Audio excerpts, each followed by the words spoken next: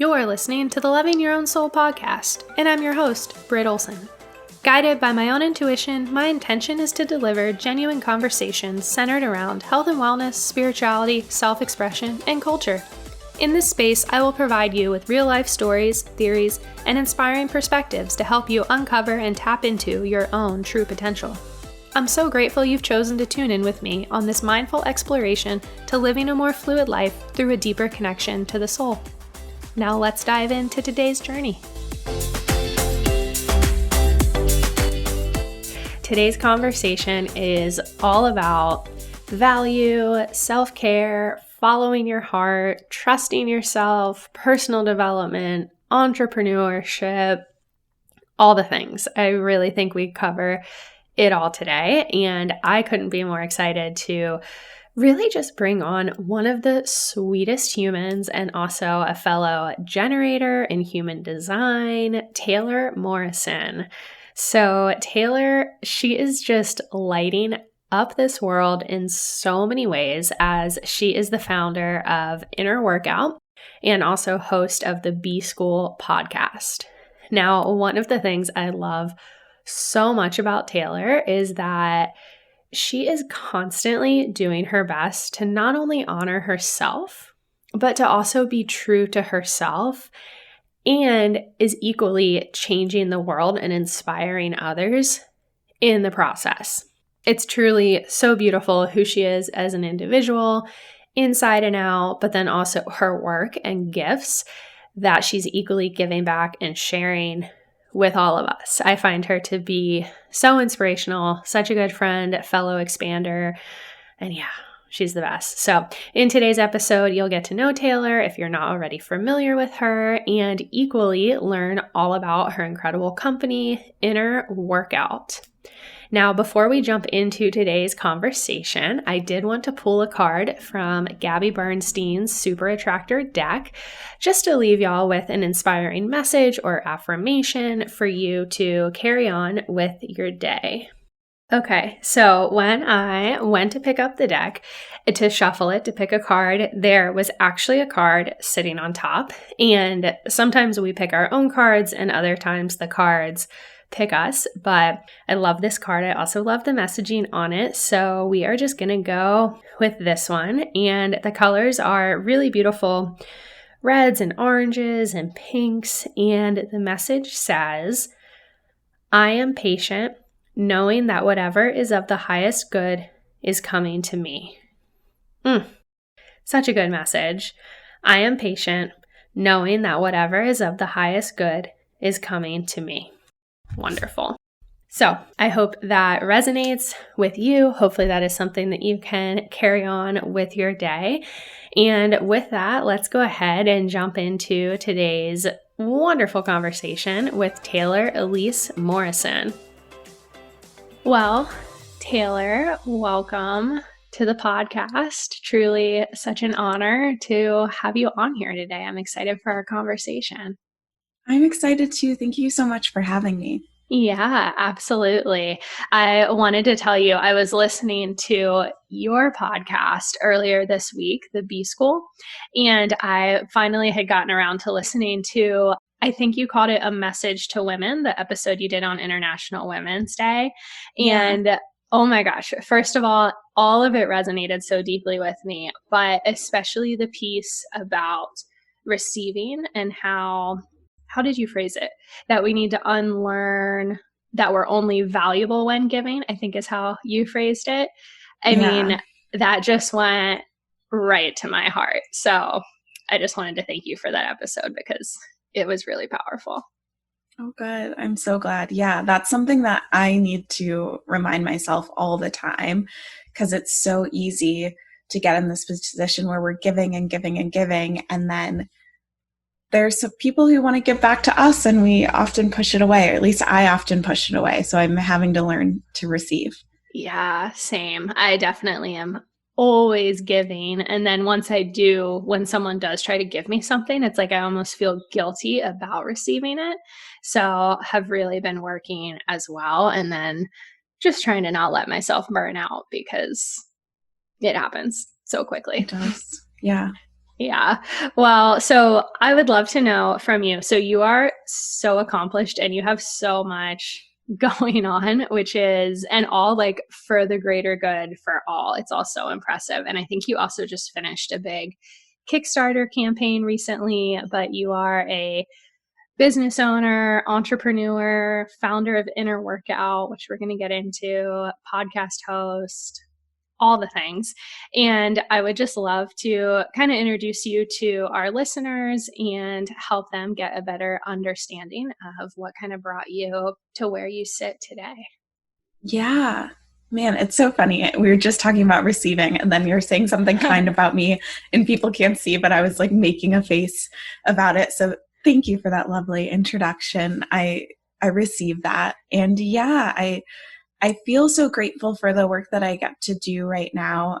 I know we'll talk more about Inner Workout, but that's been an evolution in and of itself. And it's a company that's really centered around helping people get to know, care for, and become their full self, which is, yeah, it's really important to me. And also underlying that, I feel like when we can do that work well, my big vision is to create a world where we don't have burnout, where people are in tune with themselves and then in tune with each other so that we can create systems that are sustainable, because I just hate that burnout has become such a given for us, especially people who are doing their own things.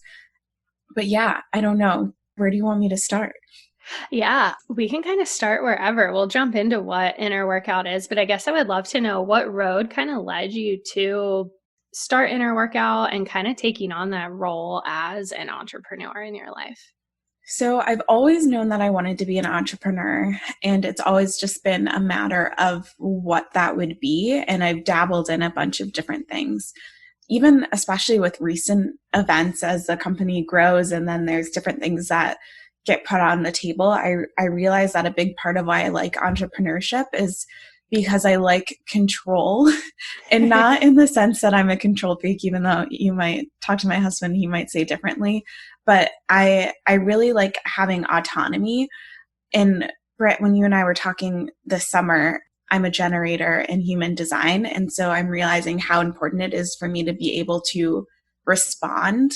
And when I'm working in structures of people who maybe aren't thinking about the same things that I am, it can be really limiting. And so entrepreneurship gives me control over the space that I can create so that I can create the most impact, create the impact that I want to create in the world.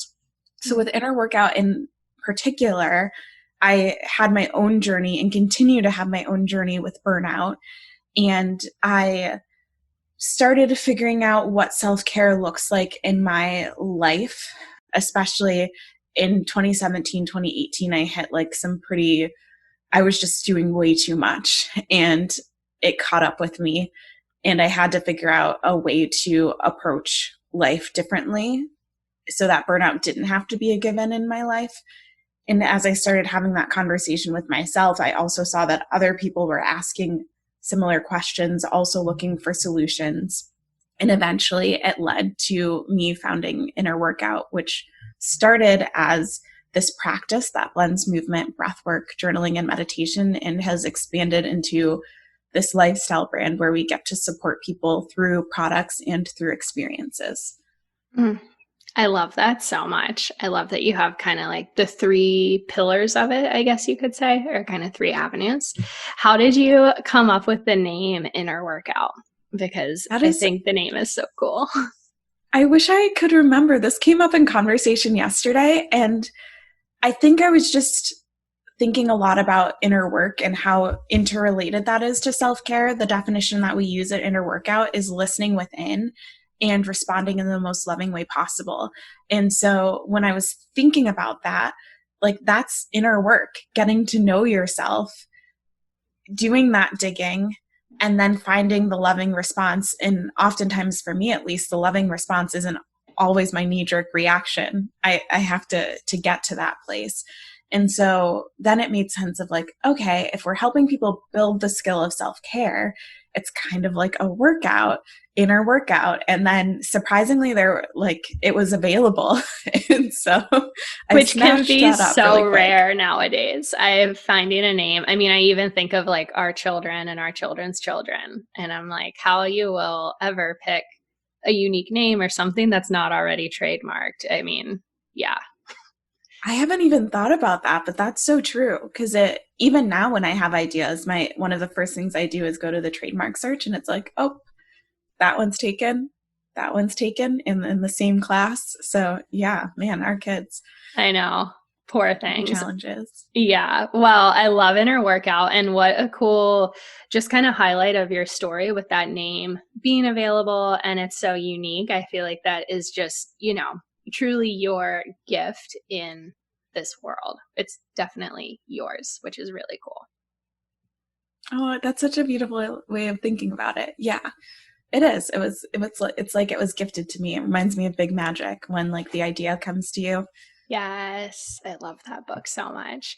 I would love to know, as yourself, as a generator, I'm a generator as well, when you feel yourself kind of encroaching on burnout, or maybe you just have so much going on that you don't really feel it, but you kind of notice that it's happening. What do you do to try to kind of pivot and shift, whether personally or professionally? I know they kind of go hand in hand.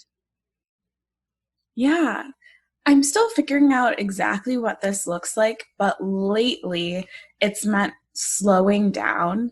I recently read Essentialism and really asking why I'm doing something, because with generators, what I'm learning is that once we get started, we're going.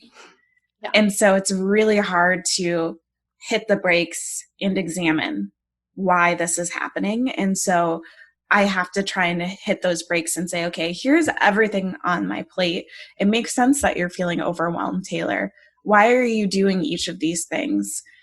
And that in and of itself might make you say goodbye to certain pieces, or press pause if it's not a forever goodbye. It's just a not in this season of life. And then after you ask, why are you doing this? If you can answer it, then I can start to see, okay, how can I do this more sustainably? Does it have to be this frequent? Does it have to be this involved? Can I bundle it with something else? So just sitting and looking on my plate. And even before I knew about like human design and different things, I remember sitting with a friend who was feeling really overwhelmed, and I had her do something kind of similar where I just said, write down everything it is that you're doing. And she was like, had a job, had her business, was volunteering all these different places, and was helping with her friend's wedding and all these different things that don't necessarily seem like that much until you write it all down. And then we started crossing stuff off the list, like, oh, this doesn't have to happen. This can be a not right now. And it frees up a lot of capacity. Yeah, absolutely. There's so much beauty in the power of saying no when it's done with good intention, really for yourself. But then I also kind of think when you say no with a pure intention, it also has that ripple effect out, because then you're able to be a better person and are better able to serve the world and just, give your light that you're meant to do in this world. Yeah, I completely agree. I said a pretty big no recently, and there's always like I won't say always, right now in this season of my life, I often, when I'm saying no, feel bad about, like, even if I know in my gut it's the right feeling, I feel bad about the person on the other end. But I'm starting to celebrate it. Like, I said no, and look at all the possibility that I have access to because of this no. Like, I could have said yes from obligation or from ego, and then it would have limited me to this range, but I said no, and it opened up so much. I'm also seeing how, like, saying no is often a bigger deal to me than it is to them. Like, people get no's, and it's been fun to see people receiving it really well and still wanting to support. Or even, this wasn't a hard no, but I don't really do Instagram on the weekends anymore. And I have a lot of boundaries around Instagram, and someone wanted to do an Instagram live, and they wanted to do it on the Saturday. And I said, I'd love to do a live with you, but I'm not on Instagram on the weekends. Could we do it on the weekday?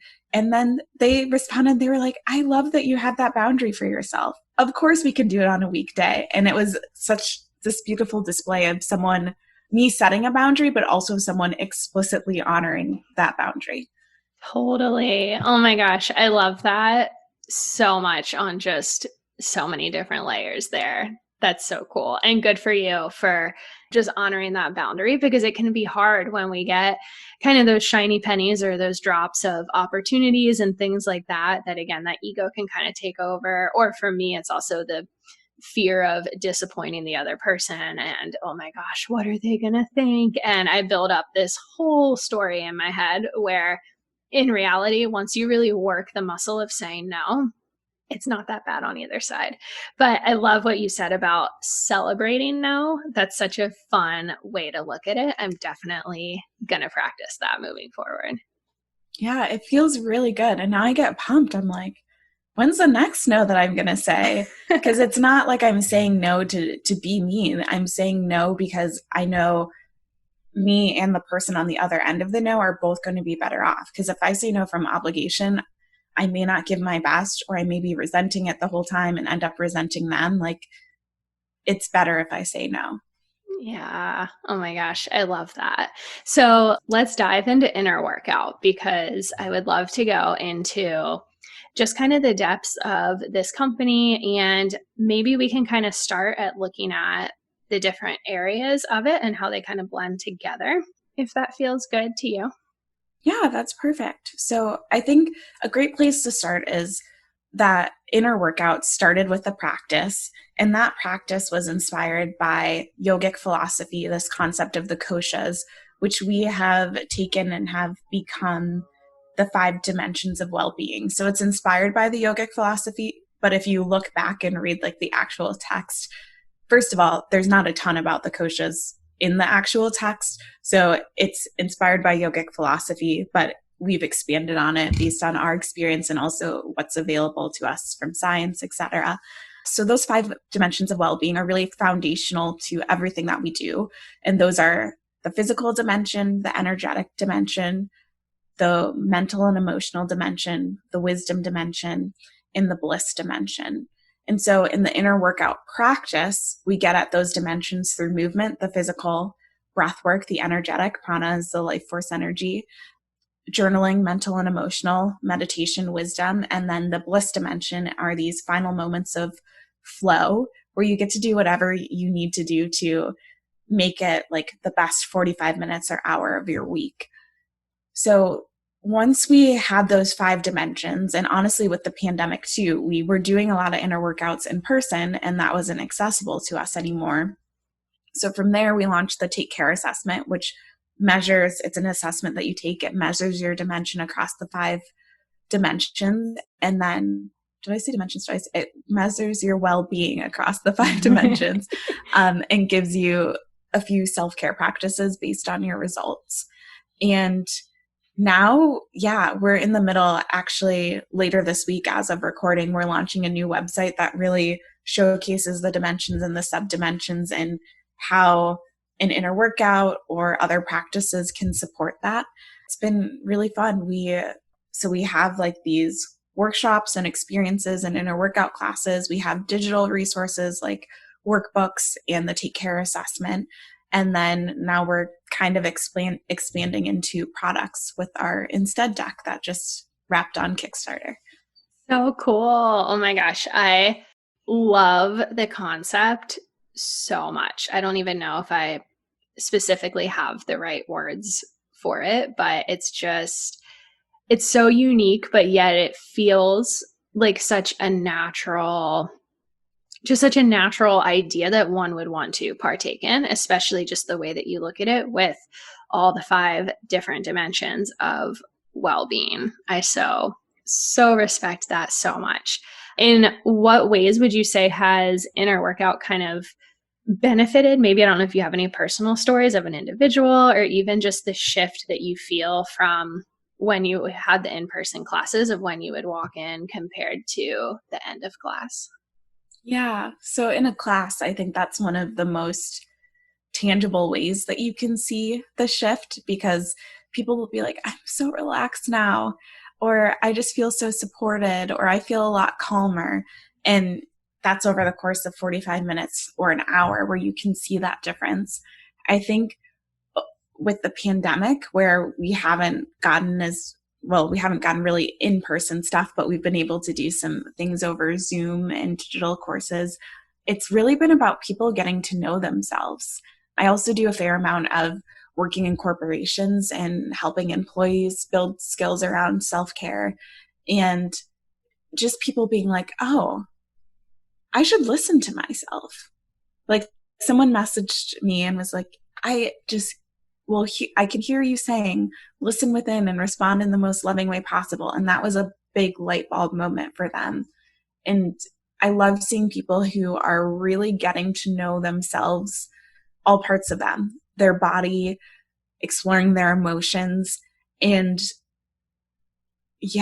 seeing the nuance. It's really easy for us to notice anger when we're like about to blow up at someone, but how do you notice the subtle shades of what's going on in your emotional landscape? Or how do you notice what your body is telling you before you're like starving or before you're burned out? Like, what are the little signs and how can you start to hear them? And it's been cool to see people do that. I also love, we have a free online community, and it's been an experiment, but as we get more people chatting in there, it's cool to see someone come in and have like a bad day or a rough week. We have journaling prompts that we go through over the course of a month, and other people jump in and like comfort them and offer support. So that's been really cool on the community side. Oh, I love that. It's so cool to just see those shifts happen with people. And I find it so interesting just in looking at myself as a human of how we can really fall into becoming disconnected from ourselves or never even just given the right tools to really understand what to listen for or how to listen or what the benefit is behind it. And then on that same page, really understanding kind of the benefit behind some of these practices. Because, on Instagram, you might see, you should meditate, you should journal, you should move your body, but without really understanding the why behind it. Like, I totally honor and respect where some people come from initially who have that kind of feeling or apprehension of, oh, well, that's not something for me, until you can really properly understand just what that does for you on an individual level and how there are so many different layers to that. Yeah, I completely agree. And it also, what I love about inner workout is that we really believe that people are the experts on their experience. So instead of telling you, you need to journal these 3 prompts every day, or you have to move your body in this exact way, we give starting points, and then people can start to figure out what works for them. And I'd like to think that that's helpful, viewing it as an experiment instead of, I have to follow this exact regimen. There's a different mindset that you're in. Totally. I love that you guys do that, that you all do that. That is so cool. How was that experience for you as a business owner with the pandemic and suddenly having to pivot your business and just all that really comes with that? Yeah, it was good, and it was also really hard. So we were talking at the beginning about giving and how we like to give a lot. I feel like I went into full on giver mode where I was like, I'm going to create a free resource. I'm going to do this. I need to like care for these people, not acknowledging the fact that like my plans for the year were completely turned upside down. Like, I had to rethink what it meant to grow our business. So when I quit my full-time job in 2018, I had stepped into a part-time job, and I had quit that part-time job right before the pandemic hit. And it was kind of like, oh, okay, well, I had this other consulting work that I thought would come through, but now I don't know if it will all the way because that was going to involve travel. And I was focused so much on giving that I felt like maybe a month into the pandemic, it really hit me. And I had this phase of burnout because I wasn't listening to myself. I was so focused on supporting other people through the pandemic. But on the other side of that, I don't want to say that I'm grateful for the pandemic, because over 1 million people have died. I will say that the circumstance caused us to approach the business and launch things that maybe would have originally been years down the road, but to launch them right away. It also gave access to a lot of partnerships and opportunities because we are a wellness company in a time where people really need to figure out how to practice self-care. And so after I had my frenzy of giving, then I could sit down and be like, okay, what do people actually need right now? And how can I support their growth, their evolution in a sustainable way instead of me just running on empty and getting exhausted, like sprinting. And then that's the image that came to mind, is like me sprinting, trying to help people, and then just like laying out on the track being exhausted because Yeah. it was a marathon and I thought that I was running like 100 meters.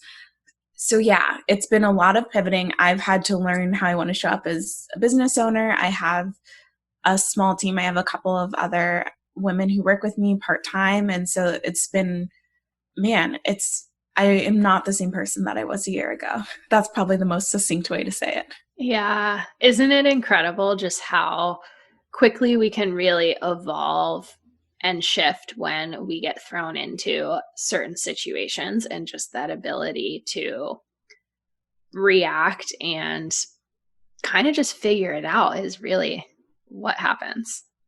Yeah, we're a lot more resilient and adaptable than we realize. And I think of this whole year, it's kind of been like creative constraints. And sometimes the best products or experiences are built when you place creative constraints on it in the brainstorming process. And I feel like it's been a little bit of that. Like, how can we connect people, but we can't do it in person? Yeah. How can we help people figure out how to practice self-care, but we don't want to do a ton of Zoom inner workouts and have that be our full schedule? Like, so much good came out of it. Yeah, completely agree. How was that in witnessing the pandemic and then being an advocate for self-care and wellness? Did you see the needs of self-care and wellness kind of shift differently, or those kind of receiving them differently maybe than how people previously had been? I definitely think so. I think that you kind of had two camps. You had the people who were already had like their self-care practices, felt pretty supported, and they were struggling because maybe those things weren't accessible to them anymore, or not accessible in the same way, or they needed them to different degrees. And then you had the people who like weren't really thinking about self-care, and then were like, oh, I've been in the same place for months now, and I feel like I'm working all the time, and I feel like I'm staring at screens all the time. Because I saw this tweet that was like, what was it? It was like, right now is the time where I stare at the big screen while scrolling on my little screen as a reward for staring at the medium screen all day long. Because that's basically what happens. Like, you're on Zoom all day, and then maybe you watch Netflix at night, but then you're actually scrolling while you watch Netflix. So you're on your screen all the time. And it's like, oh, wait, maybe this doesn't feel good anymore. So you have the camps of the people who were well positioned before, but now they're experiencing struggles, or the people who maybe didn't have practices in place and were like, wow, I really, really need it now. And so we had to find ways to kind of support both of them. And really, when you get to the core of it, it's not that different. It's listening and responding. It's the same skill set, but there's different barriers. If you've been listening and responding, and for the longest time, you had the same answer, and now the answer is different, that can be a little bit discouraging or disorienting. And then if you haven't been listening and responding, you're like, how do I do this? I have to listen to myself now. And it can be really scary too, if you haven't been, to suddenly be left alone with yourself and to have to listen to yourself, and kind of that just initial, maybe it's kind of like a barrier to get over just a little bit, or just kind of that uncomfortableness of really getting in touch with yourself, and maybe some parts that we had previous distractions in life and different things that we were able to kind of like turn the other way from how we were feeling. And then we really just kind of got dropped with our feelings and emotions and everything. Yeah, we did. Yeah. That's a great way to describe it. Such a wild time.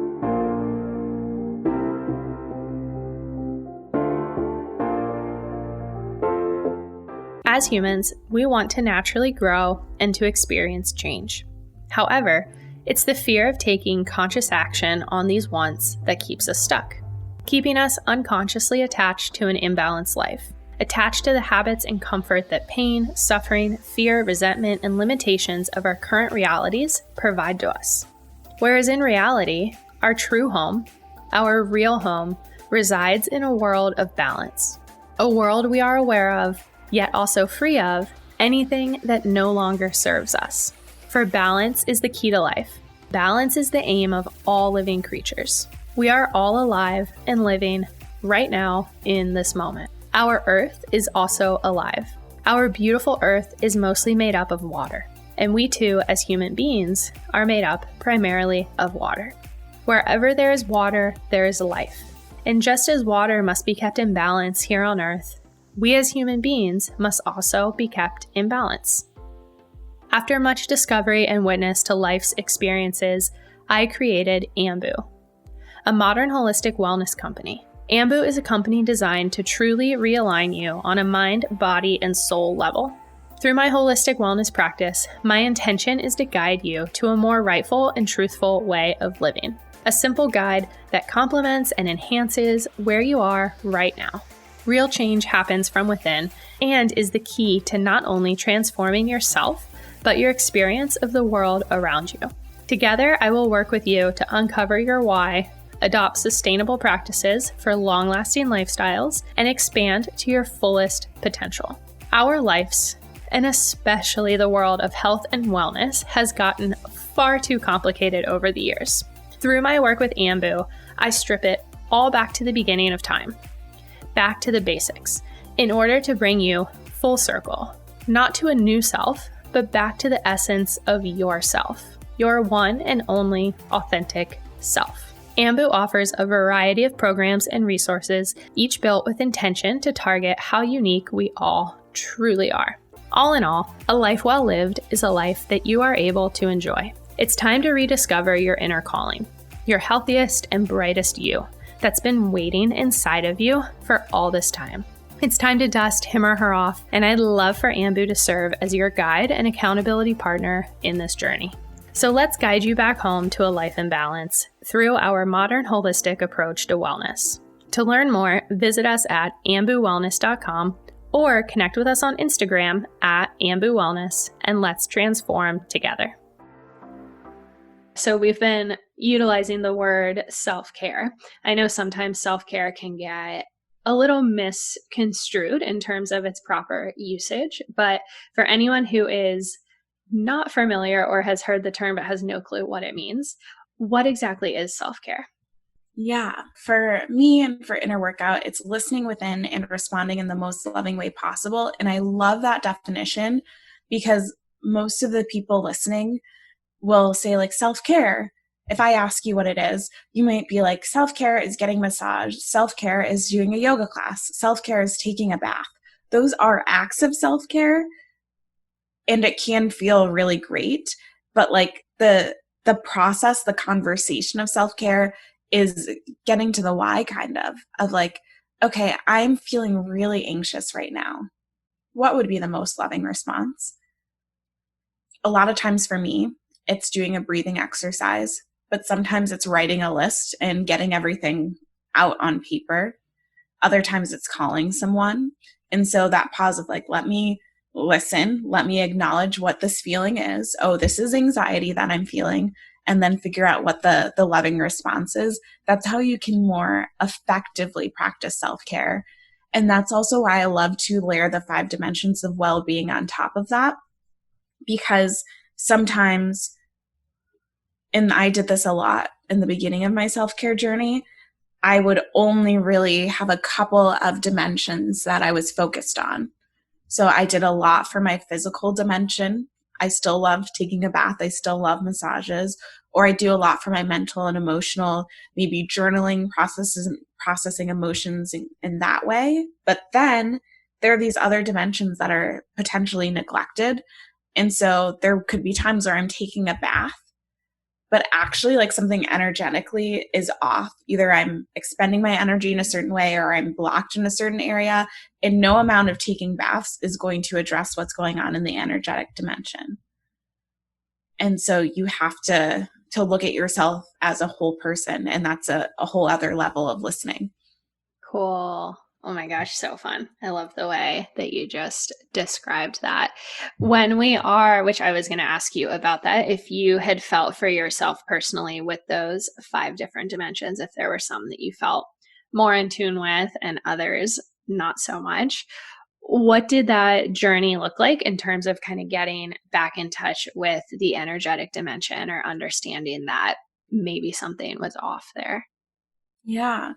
And I'm trying to think, is energetic really the one? I mean, it probably is the one that I'm most, it depends. That's kind of the other thing, is like it's always changing. But yeah, energetic, I think realizing that something is off, a lot of times I'm a big believer that like your breath is this underutilized tool.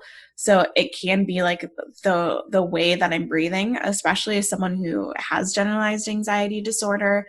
I can get in places where I'm like feeling really constricted and like it's hard to breathe. And so intentionally taking those deep breaths can completely change how I'm showing up in a situation.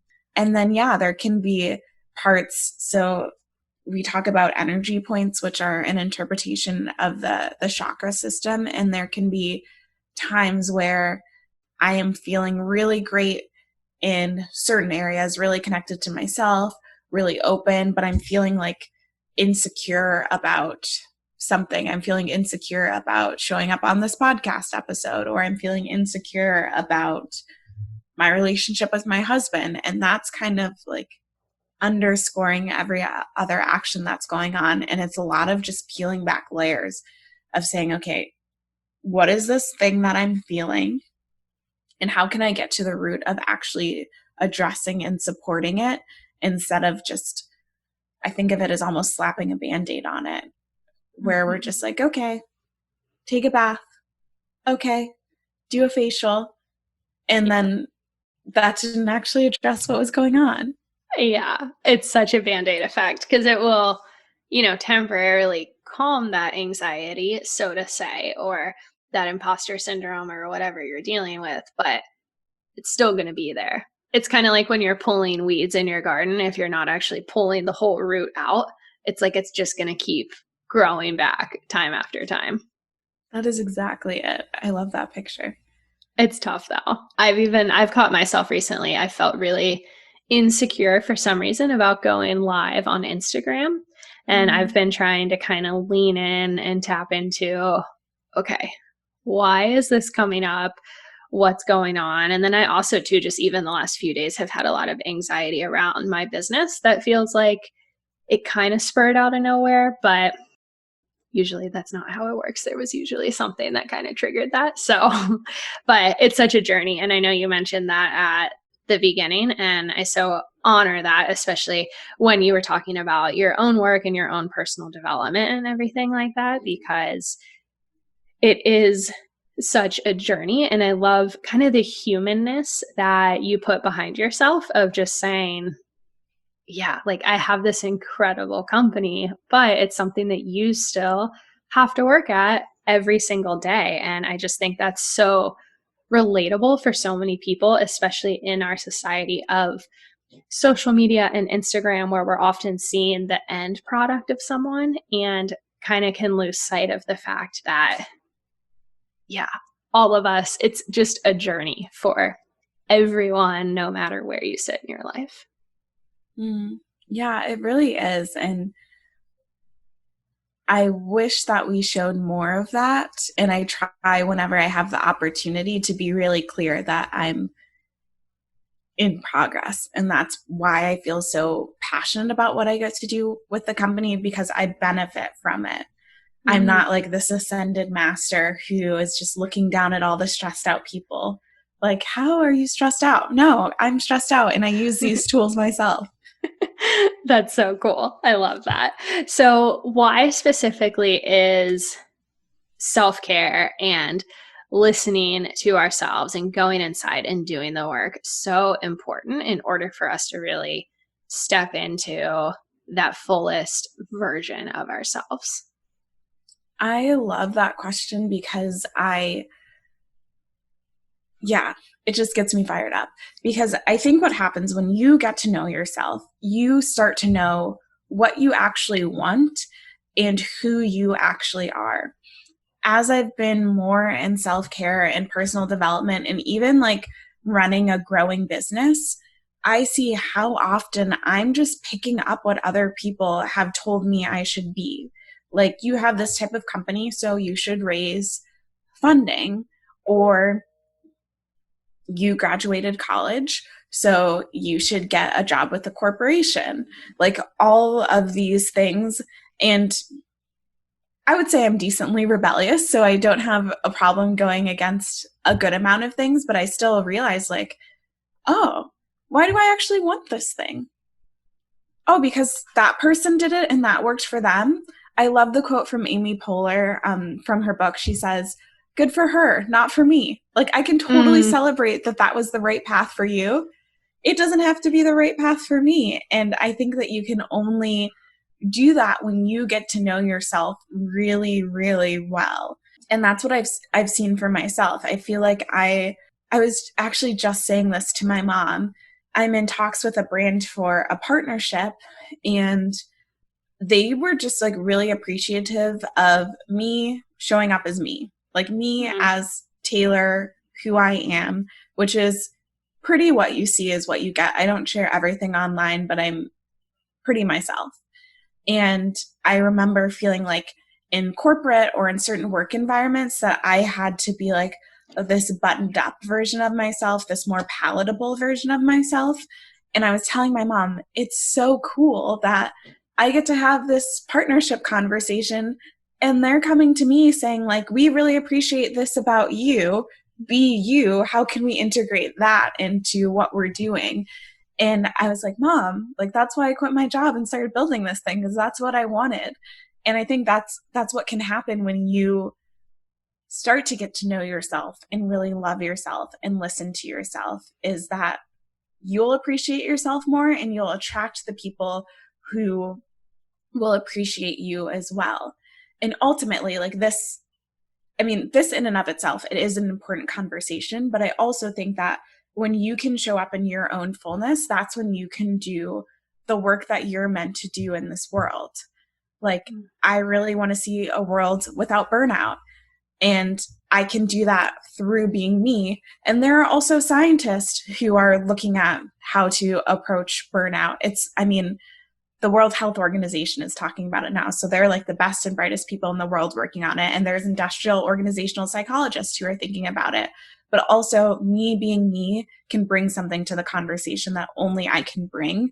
And it's not like a flavor of someone else. It's not like a light version of someone else. It's, no, this is what I've seen and experienced and heard from our customers. And this is my small part in changing the conversation. Told you I could get fired up about this. I'm like, yes. If you could see me, my hands are all over the place. I'm really passionate.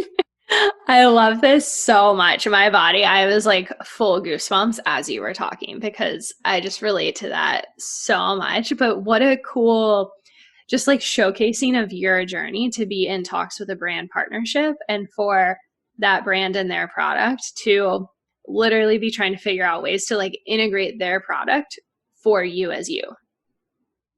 Like, yeah, that was so cool. It still doesn't feel real. Yeah. Oh my gosh, what a beautiful part of your journey. And I also just so relate to the corporate world and looking back and realizing that you did feel like you had to button yourself up or put on a different face or do certain things to like fit a mold that wasn't you. And there's nothing wrong with the corporate culture, because for some that comes naturally and you can be you in those environments. And I really applaud people who can do that, because for me, it wasn't me. And I had watched myself really just lose sight of who I was solely by trying to appease the shoulds and the have tos and what I thought I was supposed to do and how I thought certain bosses wanted me to act and how I should be at certain companies. And it's also just exhausting. Like, in addition to hitting burnout, I found personally that it's really exhausting not being yourself and not being true to you. Yeah, it's this constant energy drain that you don't realize is happening until all of a sudden you start showing up as you and you're like, wait, I could have been feeling like this the whole time. You're I like, didn't know oh, what I was missing. totally. You're like, wait, this is easy. This actually feels really good. Yeah. It does. So funny. So I would love to understand kind of what the future looks like for yourself for inner workout. But first, I want to hear about this new deck that you have coming out, if you don't mind sharing about it. Yeah, I'd love to talk about it. So the deck is called Instead, and it came from me thinking about the future of inner workout and returning to the original customer discovery interviews that we did. And so many people said that they didn't have time for self-care. But then at the same time, I'm like, I'm not on Instagram as much. And I did an announcement, like, I'm experimenting with what it looks like for me to show up on this space. And so many people were like, I don't like how much I'm scrolling either. And I'd been talking about it kind of in-person circles for a couple of years, I think. I'm like, what year is it? It's 2021. So yeah, a couple years-ish. Who knows at this point? It's all just one giant pandemic day. But yeah, it was a couple years ago. And so I started thinking of like, okay, what would it look like to have something to do instead of scrolling? And then I was thinking specifically at Instagram, but now I use it a lot, like, to keep me from checking my email or some other distraction.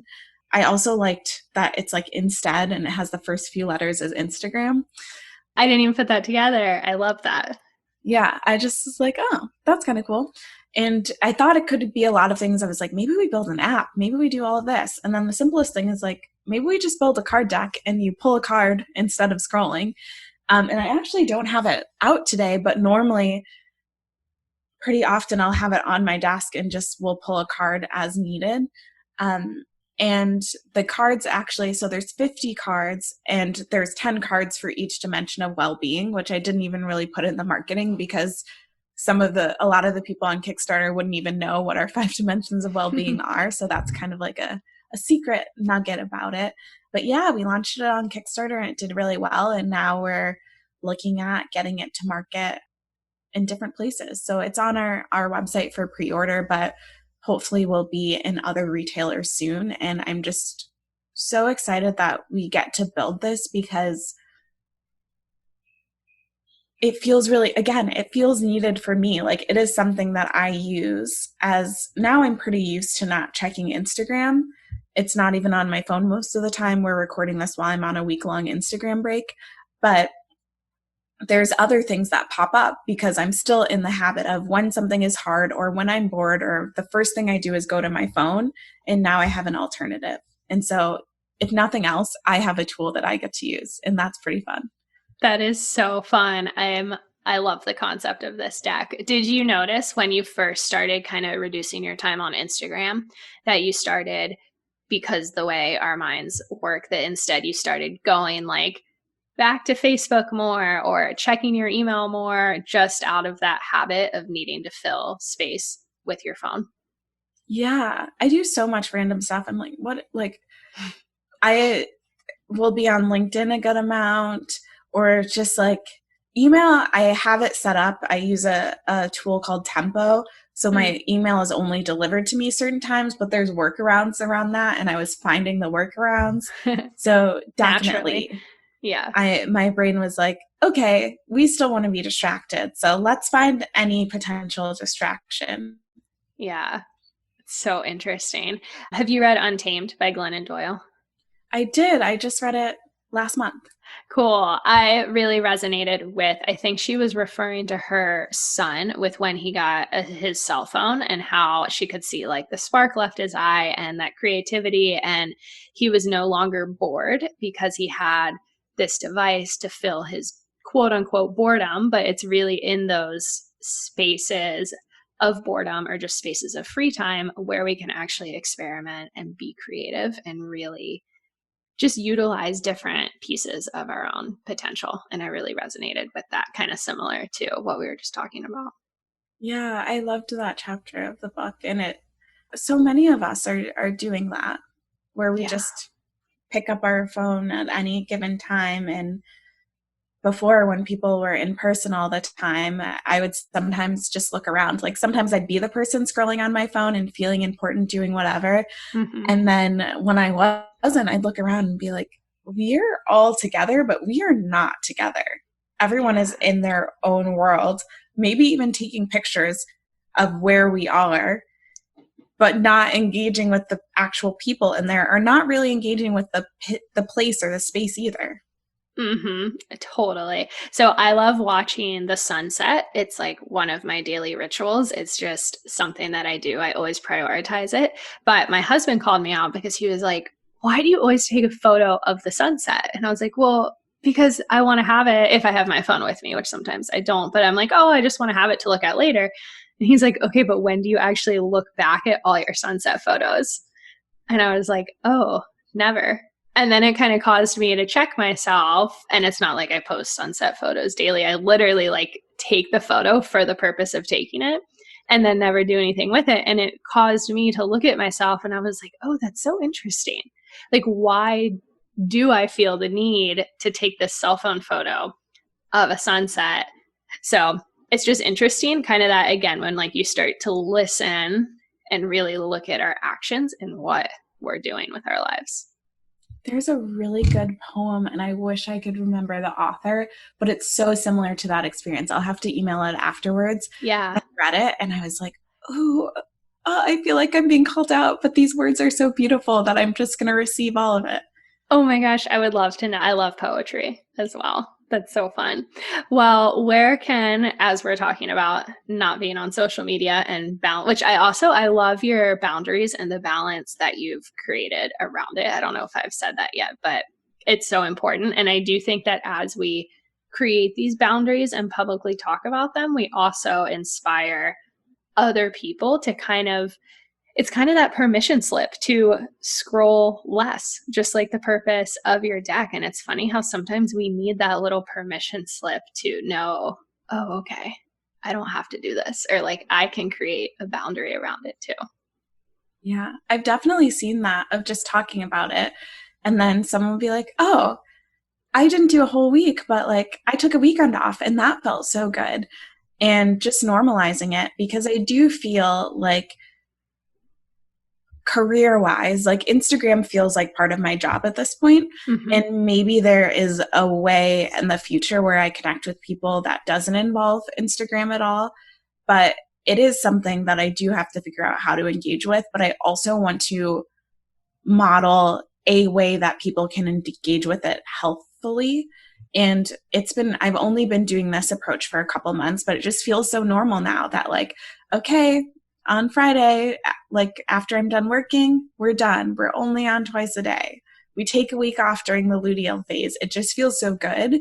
And then I also noticed that it's hard for me. I don't have time to build bad habits because I'm only engaging in specific times and in specific ways. Yes.